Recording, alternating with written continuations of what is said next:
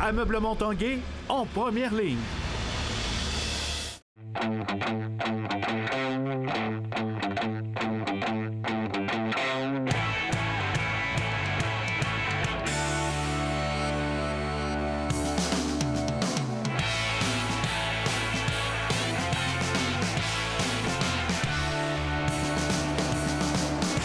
Bon mercredi tout le monde, bienvenue à l'Esprit sportif dans votre émission aujourd'hui. Un peu plus tard, on vous présente un reportage sur le sport de la crosse alors que deux athlètes de la région de Québec ont participé récemment à un tournoi important en Europe. Également, on vous parlera d'une bonne nouvelle pour les amateurs de tennis alors que les activités se poursuivront normalement au club de tennis Victoria. Mais d'abord, on parle d'arts martiaux mix alors que était présenté vendredi dernier un gala TKO 48 où Jade Masson-Wang participait pour une ceinture de championnat. Malheureusement, elle a perdu par soumission, mais l'Esprit sportif a rencontré une athlète qui n'a pas perdu le sourire pour autant.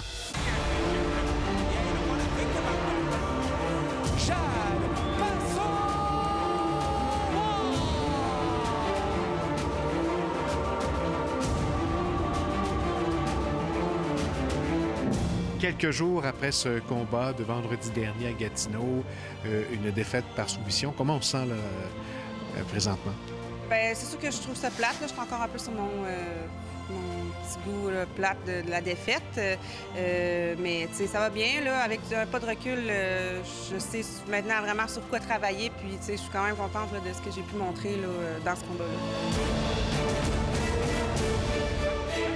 Comment ça s'est déroulé, ce troisième round-là, pour que ça se termine ainsi? Dans le fond, j'ai été surprise là, parce que ça allait bien les autres rounds. Puis là, on était encore à corps, puis elle a réussi, elle a passé en dessous, puis elle est allée chercher mon dos, puis elle m'a porté au sol. Puis à partir de là, bien, elle m'a grimpé dans le dos, puis là, j'ai pas été capable de m'en défaire. Là. Fait que c'est sûr que j'ai quand même j'ai été dans cette position-là au sol un bon 2 minutes environ là, avant qu'elle soit capable là, de finir ça. Qu'est-ce que tu as fait pour tenter de te défaire de ça? Bien, j'ai essayé des sorties que je connaissais.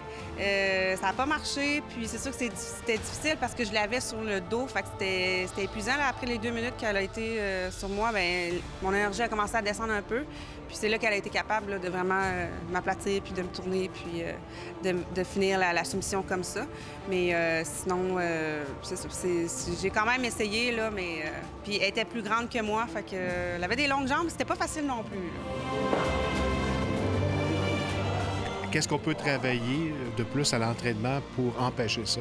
Bien, ça va être de mettre du temps plus sur mon jiu-jitsu, là, parce que moi, c'est sûr que je suis une fille de stand-up, de kickboxing, de boxe, puis c'est ça, premièrement, que j'aime le plus faire. Mais là, il va falloir que je plitte. Je laisse un peu plus de côté, là, sans le délaisser, ma boxe puis tout, puis que je mette un peu plus de temps là, dans mon sol, ça, c'est sûr. C'est un petit peu décevant parce que dans les 2 premiers rounds, ça s'était bien déroulé pour toi.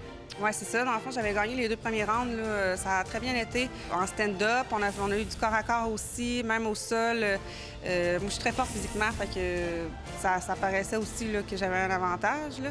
Puis c'est ça, mais ça s'est reviré au 3e. Sinon, j'étais contente là, de mes 2 autres rounds. Le 3e même, je m'en allais pour le gagner, mais c'est ça, ça a été vite, puis ça m'a surpris. Qu'est-ce qui s'en vient pour toi? Tu as une petite pause qui s'en vient bientôt, mais après ça... Je vais recommencer à m'entraîner dans une semaine là, pour en vue d'un prochain combat. Je sais pas contre qui, je sais pas quand, mais je veux pas rester sur ce goût-là là, trop longtemps non plus. Là. Pas question de combat-revanche pour le moment, mais est-ce que tu retrouveras bientôt sur ton chemin la détentrice de la ceinture? C'est sûr que j'aimerais ça, là, mais une chose à la fois, puis je sais que je vais aller retourner la chercher, cette ceinture-là.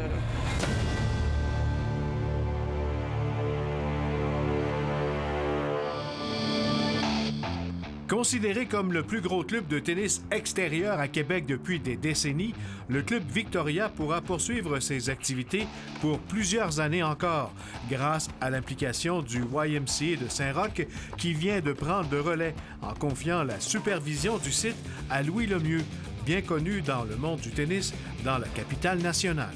La Ville de Québec cherchait un OSBL pour faire l'exploitation du club. Puis, finalement, a trouvé un OSBL il y a peut-être un mois. Et on est en fonction depuis ce temps-là à travailler fort pour que le club garde tous ses membres et ses activités en vie comme plusieurs années, comme tu le dis. C'est un club qui compte environ 400 membres, 400-450. On ne connaît pas les chiffres exacts. Donc, il y a beaucoup d'activités. Il y a des ligues autant pour les hommes, les femmes. Et on part aussi des nouvelles ligues pour répondre à la demande. Toutes les activités du club seront ainsi conservées et les joueurs de tennis pourront même compter sur quelques nouveautés. Les grosses nouveautés, c'est un système de réservation en ligne que les gens déjà apprécient énormément et également la possibilité d'entrer membre en ligne, site Internet, donc avec le YMCA qui a repris l'opération. C'est un organisme qui a beaucoup de ressources et c'est très intéressant de ce côté-là. Pour les habitués des 9 terrains de tennis extérieurs du parc Victoria, la prise en charge du YMCA est considérée comme une excellente nouvelle. Il y a quelques semaines, on a posé la question où on va jouer, quand est-ce qu'on va jouer, et tout ça. Bien là, le Y a posé un beau geste et on l'apprécie. On est au cœur de Québec, 9 terrains en bon état et la nature aussi autour. Hein? C'est au parc Victoria, on n'est pas n'importe où, là. Hein? On était inquiets là, de l'avenir du parc, mais là, maintenant que le YMCA a pris ça avec Louis, écoute, on est sécurisé puis on espère avoir plusieurs belles années encore ici au Club Victoria. On a l'école des Berges, Cardinal-Leroy qui est à côté, les jeunes de sport-études, mais surtout parce que les tournois, depuis un bout à Montréal, c'est déjà commencé dehors. Fait que ça permet qu'on s'entraîne dehors, qu'on puisse jouer ici. On a un bon partenariat avec eux autres. Après la pause, 2 joueurs de crosse de Québec qui arrivent d'un important tournoi en Europe.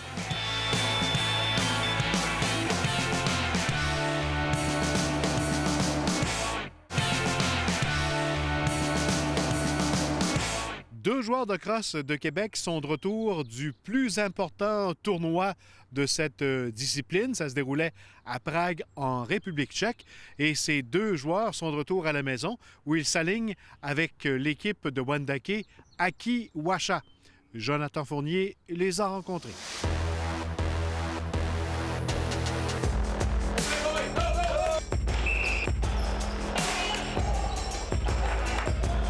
Charles-Antoine, la crosse pour toi une passion depuis combien de temps?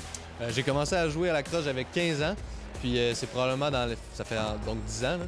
Puis je dirais que la passion vraiment est venue il y a à peu près 5 ans. J'ai commencé à jouer de façon plus intensive. Puis là maintenant c'est indispensable. Mon bâton est toujours avec moi. Je joue à la crosse 4, 5, 6 fois par semaine, le plus de fois que je peux. Puis c'est vraiment là, ça fait partie de mon quotidien. Là, c'est 50 % de ma vie.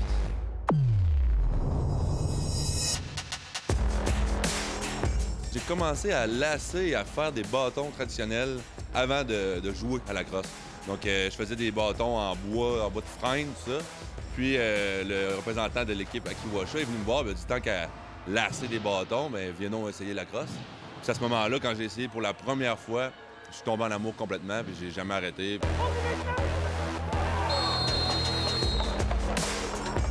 Ta passion t'a amené à voyager récemment. Tu as participé à 2 tournois internationaux. Le premier, e-box. Exact. Donc, c'était un tournoi à Prague, donc en République tchèque. J'ai joué pour l'équipe nationale suédoise à ce tournoi-là. Ça fait 2 ans de suite que j'y participe. Le e-box, c'est une invitation aux équipes nationales européennes. Malgré que cette année, on a eu une équipe canadienne. Quand même des grosses games, des games serrées. Sinon, c'est toujours une expérience extraordinaire. Là. On apprend énormément. Beaucoup plus en une semaine là-bas qu'en peut-être une saison même ici de cross. Là. Le tournoi e-box, c'est un tournoi plutôt invitation où on démontre un peu nos talents. Il y a des gens d'un peu partout sur la planète, mais le calibre est un petit peu moins au rendez-vous. Tandis que par la suite, il y a un tournoi vraiment de grande importance qui suivait. Exact. Le AHM ou Aleš Rebeshky Memorial. Donc ça, c'est un tournoi qui est très prisé par les joueurs de cross partout à travers la planète. C'est un tournoi international, des équipes de partout dans le monde. Même Hong Kong était là cette année. Ça aussi, c'est beaucoup plus compétitif, celui-ci, par contre. C'est littéralement un des plus grands tournois de cross en enclos. Et donc, on a eu la chance d'y participer. Puis là, le niveau de jeu est relevé. Il y a des équipes canadiennes qui viennent. Il y en a tous. Généralement, c'est les favoris pour le tournoi.